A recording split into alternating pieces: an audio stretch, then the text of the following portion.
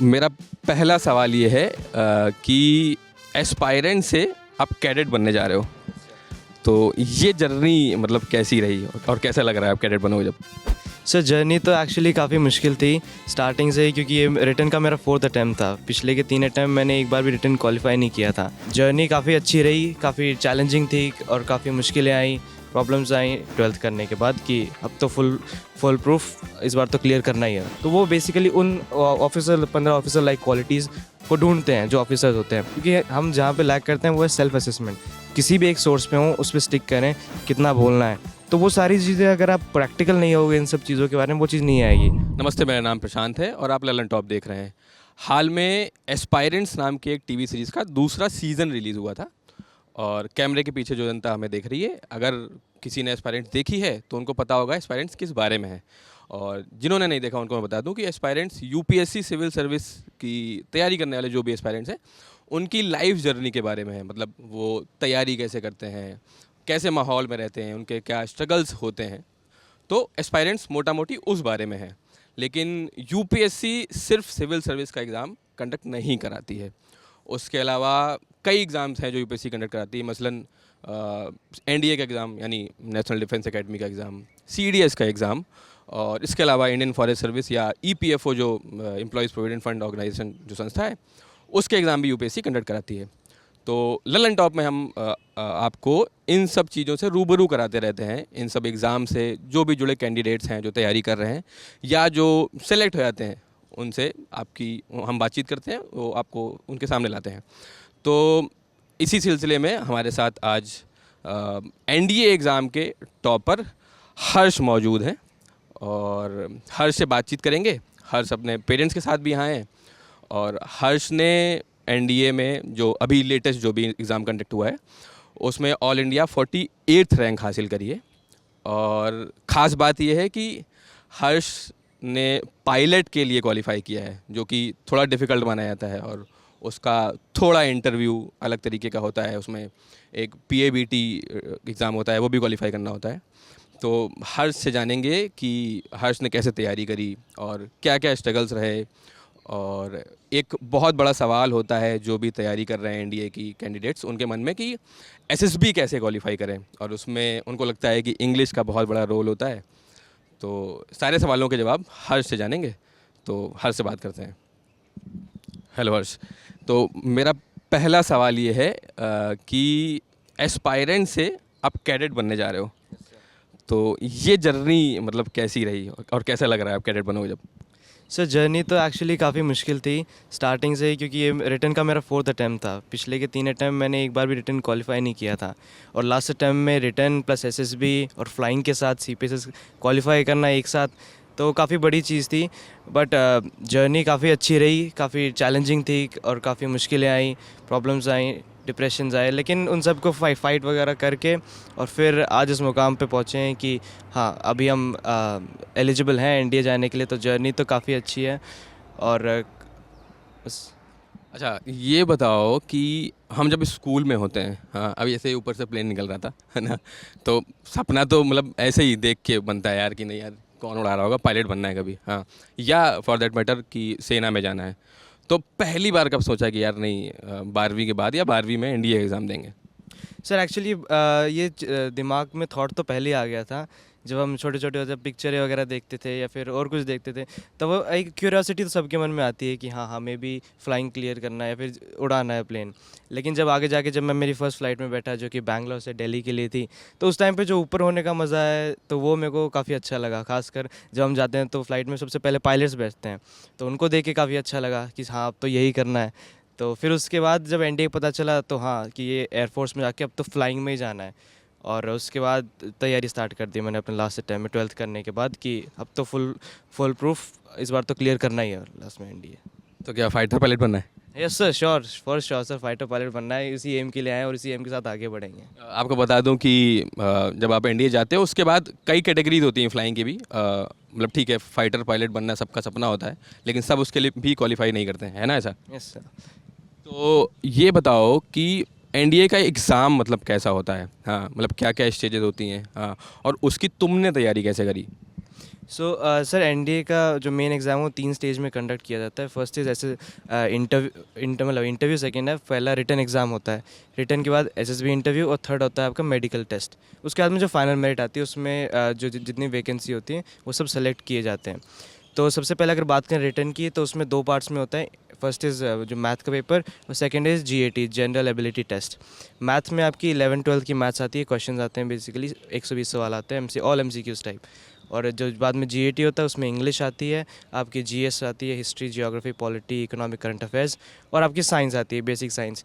ये जो जीएटी का पोर्शन है ये मेनली 9-10th लेवल तक का होता है, क्योंकि जो लोग फिर जो मतलब साइंस या फिर मैथ्स स्ट्रीम से नहीं है वो लोग भी एनडीए का पेपर दे सकें।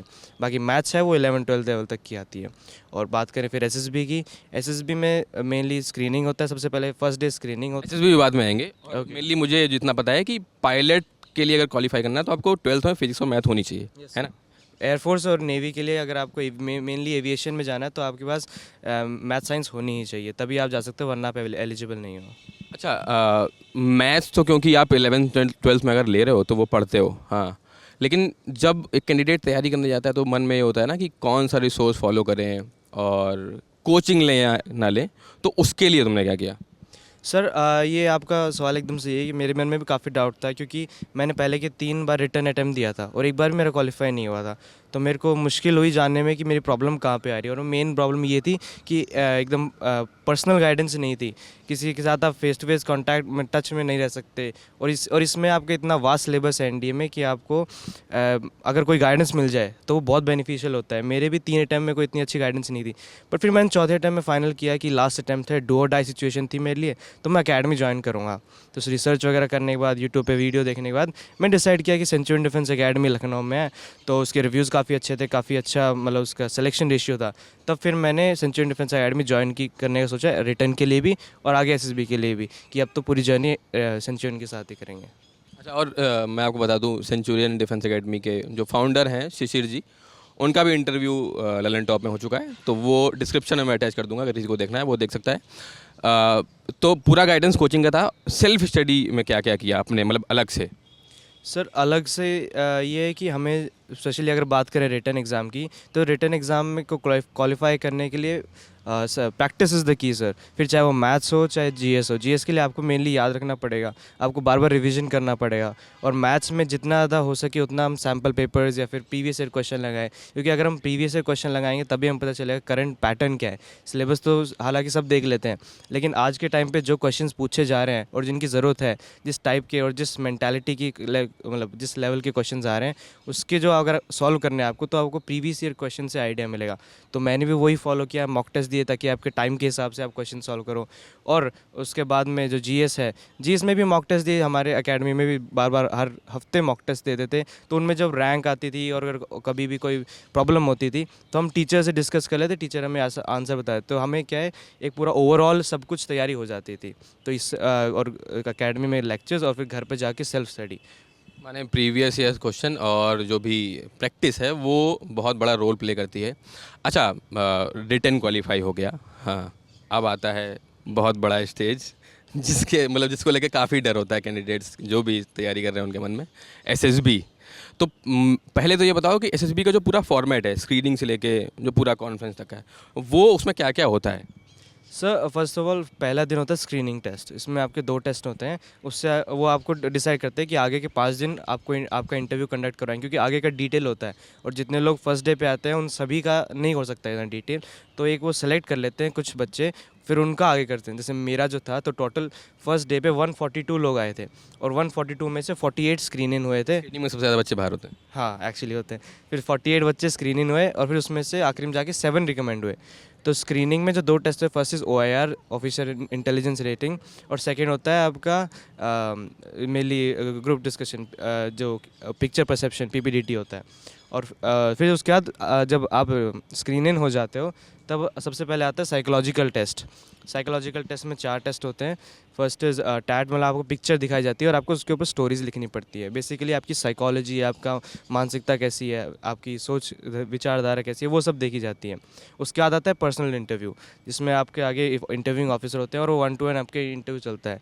कई बार 1 घंटे का चलता है, 1.5 घंटे का, वो उनके ऊपर है, जिसमें वो आपकी मेनली पर्सनल लाइफ के ऊपर क्वेश्चंस पूछते हैं, आपकी एजुकेशन बैकग्राउंड, फैमिली हिस्ट्री, आपकी हॉबीज़, इंटरेस्ट, इन सब के बारे में। और थर्ड आता है GTO, ग्राउंड टास्क, कि आपका जो ग्रुप है, जो 48 लोग स्क्रीन इन हुए हैं, उनको 8-8 के 6 ग्रुप बना दिए, और उन सभी को अलग अलग टास्क दिए जाते हैं। फॉर एग्जाम्पल कोई टॉपिक दे दिया, उनका ग्रुप डिस्कशन करना है उनको। और तो इससे क्या हो, जब 8 लोग एक साथ ग्रुप डिस्कशन कर रहे हैं, तो सब लोग अपने पॉइंट्स पुट फॉरवर्ड करेंगे। उसमें ऐसा कौन है जो अच्छे पॉइंट्स पुट फॉरवर्ड कर रहा है, या फिर जो अपने साथ वाले लोगों को कन्विंस कर ले जा रहा है अपने पॉइंट से, तो वो बेसिकली उन ऑफिसर 15 ऑफिसर लाइक क्वालिटीज़ को ढूंढते हैं जो ऑफिसर्स होते हैं।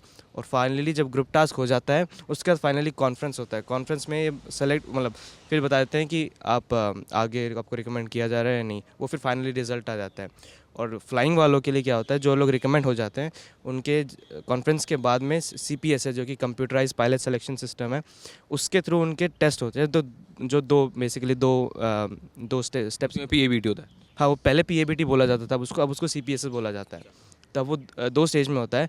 पहला कॉग्निटिव एप्टीट्यूड टेस्ट होता है, जिसमें क्या होता है, आपको फ्लाइट इंस्ट्रूमेंट्स दिखाए जाएंगे, और आपको MCQs उस इंस्ट्रूमेंट्स के ज़रिए आपको जज करके बताना होगा। हाँ, सिमुलेटर टाइप।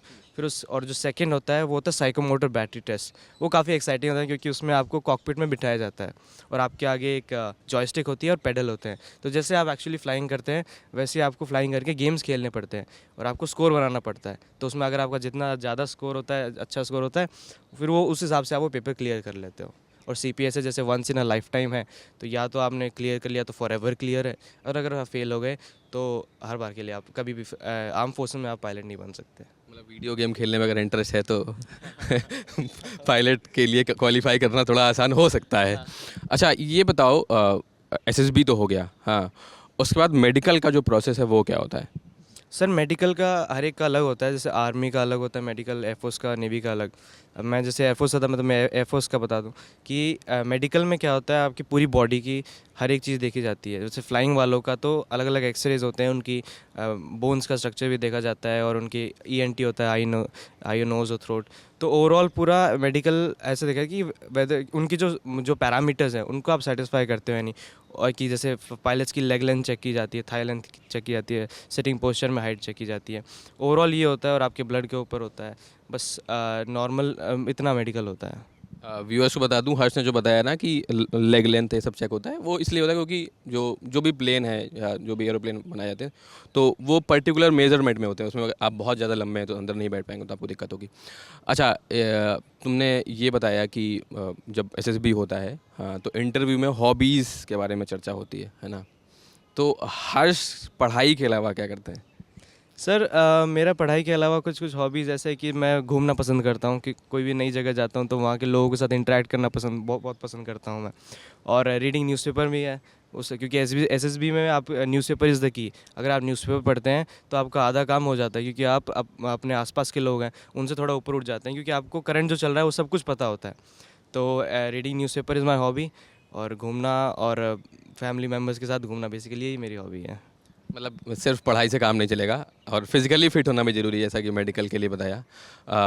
हर्ष के पेरेंट्स भी हमारे साथ मौजूद हैं, और मैं जब छोटा था और मैं अगर NDA CDS के बारे में सोचता था, तो मैं अपने मोहल्ले में एक चीज़ देखता था कि क्या कहते हैं, पेरेंट्स बहुत रिलक्टेंट होते हैं कि बच्चों को सेना में भेजने के लिए। मतलब वो क्योंकि आपको फॉरवर्ड फोर्सेस में भी काम करना पड़ सकता है, और वॉर सिचुएशन में भी जाना पड़ सकता है।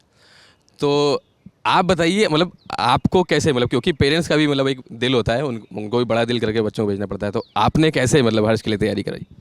हाँ, फर्स्ट ऑफ ऑल शुरू में इसने बोला तो था मुझे, तो इसने मुझे बोला कि 3 अटेम्प्ट मैं ऑलरेडी 3 अटेम्प्ट दे चुका हूँ पापा, हुआ नहीं है मेरा, लेकिन अब की बार मैं फुल फ्लैश में देना चाहता हूँ और एयरफोर्स में जाना चाहता हूँ।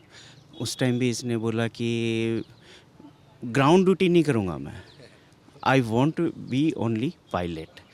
तो मैंने इसे सपोर्ट किया कि ठीक है, क्योंकि वही बात है कि मन से अगर करेगा और वो चीज़ अचीव कर लेता है तो ज़िंदगी कुछ और ही बन जाती है। तो मैंने इसे सपोर्ट किया। इसकी मम्मी को भी हेजिटेशन था थोड़ा कि एयरफोर्स में जाएगा और वो भी पायलट, तो लेकिन फिर भी हाँ, फिर भी वो भी एग्री हुई फिर कि हाँ ठीक है, कोई बात नहीं, हम एक्सेप्ट करते हैं और आप जाइए। अच्छा, आप इंडोनेशिया में कहाँ कहाँ करते हैं ये बता दिए थोड़ा। हाँ, मैं पिछले 3-4 साल से इंडोनेशिया में हूँ। तो वहाँ पे एक आईटी में हूँ बेसिकली मैं, तो सॉफ्टवेयर फील्ड में। तो डेवलपमेंट हेड हूँ मैं वहाँ पे। तो ये लास्ट ईयर इसीलिए आया था मेरे पास, वहाँ पे इंडोनेशिया ही आया था घूमने के लिए, तभी इसने मेरे को ये सारी बातें बताई, तो हमने सपोर्ट किया। मैं कहा, बिल्कुल आप कीजिए, हम दोनों ही हम आपके साथ हैं। मिला के बात ऐसी है कि कन्विक्शन से अगर आप अपने कुछ पेरेंट्स से भी कुछ बोलेंगे तो वो राजी हो जाएंगे वो कराने के लिए। आपका क्या फीलिंग है, मतलब अब तो बेटा ट्रेनिंग पे जाएगा। फीलिंग तो मैं ऐसा कुछ बता नहीं सकती आपको, क्यों क्या है कि अंदर से जो फील आ रहा है, जो हो रहा है मेरे अंदर, वो मैं कुछ बयान नहीं कर सकती वो। लेकिन जो इसने किया है, जो इसकी एकेडमी वालों ने, सेंचुरियन वालों ने, जिसकी इसने भी किया है, उन्होंने भी किया है, दोनों ने मिलके जो ये मतलब ये जो परफॉर्मेंस है ना, उसकी तो बात ही नहीं कर सकते, उसकी तो वो तो सबसे ऊपर ही है। और जितनी मेहनत इसने की है उतनी ही सेंचुरियन वालों ने भी की है, जब भी आज ये इस मुकाम पे हैं। और जो कुछ किया है ना इसने, जो सेंचुरियन को मतलब नेट पे जो तलाश किया है, वो सब कुछ इसने किया, क्योंकि हम लोग तो यहाँ पे थे भी नहीं। आप लोगों की भी मेहनत है ना, बच्चा तो आपने बड़ा किया है। बच्चा हमने बड़ा किया है, लेकिन अभी जो 1 साल में जो किया है ना, वो इसने सेंचुरियन को तलाश किया है, वो सब इसने किया। क्योंकि हम यहाँ नहीं थे, हम जकार्ता थे, तो इसने वहाँ से आने के बाद में अभी हम लोग तो अभी आए यहाँ पे। तो conviction is what it matters. तो हर्ष, आखिरी सवाल एक मेरा है, जो भी स्टूडेंट्स तैयारी कर रहे हैं या जो सोच रहे हैं, अभी स्कूल में है, एनडीए जैसे एग्ज़ाम को क्वालिफाई करने के लिए, हाँ, तो उनको किन बातों का ध्यान रखना चाहिए? मतलब जैसा कि तुमने किया है ना, पेरेंट्स बोल रहे हैं कि आपने अपने लेवल पे सब कुछ किया, हाँ, तो तैयारी के दौरान क्या क्या चीज़ें ध्यान में रखनी चाहिए? सर स्पेशली जो लोग अभी तैयारी कर रहे हैं उनका मेरा तो ये है कि फ़र्स्ट ऑफ ऑल आपको अपना प्लान बनाना चाहिए। आपको पता होना चाहिए क्या क्या सिलेबस आ रहा है, और मेरी सिचुएशन क्या है, मेरी पोजीशन क्या है, मैं कहाँ कहाँ पे लैग करता हूँ। क्योंकि हम जहाँ पे लैग करते हैं वो है सेल्फ असेसमेंट। हमारा सेल्फ असेसमेंट इतना अच्छा नहीं होता, हमें ये नहीं पता हम कहाँ पे लैग करते हैं, और हम उन एरियाज़ पे फोकस नहीं करते। तो अगर हम एक डिटेल में, अगर ये इस चीज़ के लिए डिटेल में सोचना पड़ेगा और हर एक चीज़ देखनी पड़ेगी, और फिर उस जो प्रॉब्लम्स आ जाएंगी हमारे पास, उनको सॉल्यूशन के लिए हमें या तो किसी की गाइडेंस चाहिएगी, या फिर हमें ही अलग अलग सोर्सेज देखना पड़ेगा। और अलग अलग सोर्सेज में देखने में प्रॉब्लम ये है कि हम कभी किसी सोर्स से देखते हैं, फिर अलग किसी पे और पे स्विच कर गए, तो कन्फ्यूजन काफ़ी हो जाता है। इसलिए कि किसी भी एक सोर्स पे हों, उस पर स्टिक करें। जैसे मैंने तो एकेडमी चूज़ कर ली थी, तो मेरा तो और कोई जाना था नहीं, तो एकेडमी में फिर चाहे वो रिटर्न हो चाहे एसएसबी में भी, क्योंकि एसएसबी में इट्स नॉट लाइक कि आपको एक कमरे में बैठ के पढ़ते रहना, जो कि रिटर्न में करना है। एसएसबी में आपको थोड़ा एक्सपैंड होना, लोगों के साथ इंटरेक्ट करना है, नई नई चीज़ें सीखनी है, अपने अंदर इंकलकेट करनी है वो सारी चीज़ें। और वो सारी चीज़ें तभी होगी जब आप एसएसबी में अलग अलग लोगों से इंटरेक्ट करोगे, जब आपको एक माहौल मिलेगा। और वो माहौल मेरे को एकेडमी में मिल गया, जिसमें क्योंकि फिर आपको ग्रुप डिस्कशन में आपको अगर दूसरे पॉइंट को काउंटर करना है, या फिर बात करें इंटरव्यू में जो ऑफिसर आपका इंटरव्यू ले रहा है उसके आगे आपको किस वे में बात करनी है, क्योंकि हम सिविलियन बैकग्राउंड से, कोई भी डिफेंस में नहीं रहा अभी तक। तो आपकी सेंटेंस डिलीवरी, आपकी आंसर डिलीवरी कैसी होनी चाहिए ऑफिसर के सामने, कितना बोलना है, तो वो सारी चीज़ें अगर आप प्रैक्टिकल नहीं होगे इन सब चीज़ों के बारे में, वो चीज़ नहीं आएगी। तो जितनी जल्दी हो प्रैक्टिकल हो, और एक सही गाइडेंस की तलाश में, और कंसिस्टेंट रहें, कभी भी छोड़े नहीं, लैक नहीं आना चाहिए। और हमेशा, और ये मेरी और पापा ने मेरे हमेशा कहा है, अपनी तरफ से गिव योर 100%, बाकी जो होगा वो सब देखा जाएगा। तो कंक्लूजन यही है कि कंसिस्टेंसी और कन्विक्शन के साथ साथ प्रैक्टिस और जो पढ़ाई है, और दुनियादारी की समझ भी होनी चाहिए, आप कोई भी एग्ज़ाम एस कर पाएंगे। हाँ, क्या बोल रहे हैं आप? एक चीज़ और ऐड करना चाहूँगा, मैं बताना चाहूँगा कि हम राजस्थान और हरियाणा के एक बॉर्डर डूमरोली गांव से हैं, जो कि अलवर डिस्ट्रिक्ट में पड़ता है। हमारे गांव में ही नहीं, आसपास के गांव में भी कोई भी बच्चा अभी तक क्रैक नहीं किया है इस एग्ज़ाम को। तो it's a very proud moment for us, हमारे लिए ही नहीं, पूरे गांव के लिए भी है वो। तो थैंक्स सभी को इस चीज़ के लिए। हाँ, तो अगर सर बच्चे को अगर अकेला छोड़ते हो तो उस पर थोड़ा ट्रस्ट भी करना चाहिए। अगर बच्चे को ट्रस्ट नहीं करेंगे, कि माइंड में चलो हमारे भी आ रहे थे कि पता नहीं क्या कर रहा होगा क्या नहीं है, लेकिन ट्रस्ट तो हमने किया है, तभी इसको अकेला छोड़ा था। बात वही है कि हाँ, ट्रस्ट, कन्विक्शन और मतलब बच्चों की खुद की मेहनत, आप कोई भी एग्ज़ाम एस कर सकते हैं और उसके लिए किसी पर्टिकुलर बैकग्राउंड का या शहर से आने का या कहीं से भी आने का मतलब कुछ मैटर नहीं करता है। तो आपको हर्ष से ये बातचीत कैसी लगी आप कमेंट बॉक्स में ज़रूर बताइए और ऐसी ही बातचीत और देखने के लिए जुड़े रहिए ललन टॉप के साथ। Thank you.